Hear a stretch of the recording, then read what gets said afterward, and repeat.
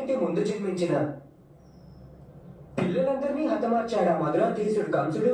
అవును వత్స. పాపం పుణ్యం ఈ రెండింటి రూపము మాల మాదిరిగానే ఉంటుంది.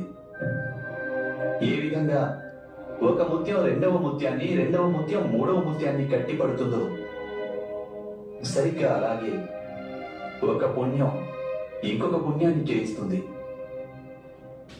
అలాగే ఒక పాపం తప్పక ఇంకొక పాపానికి దారి తీస్తుంది. పాపం మనిషి అహంకారానికి ఆజ్యం పోస్తుంది. మనిషి ఇంకొక పాపం చేయడానికి ఎప్పుడు సందేహిస్తాడంటే ఆ పాపం ఇచ్చే భయంకరమైన ఫలితాన్ని చూసినప్పుడే. కానీ చివరికి అహంకారం వలన మనిషి దాని ఫలితాన్ని చూడలేకపోతాడు.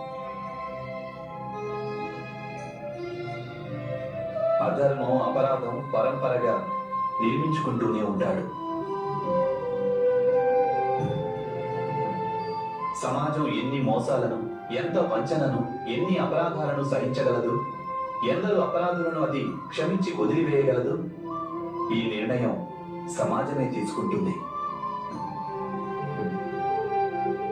సమాజంలో ఎవరికైతే దండన విధించే శక్తి ఉందో వారే ఆ నిర్ణయం తీసుకునేందుకు బాధ్యులు.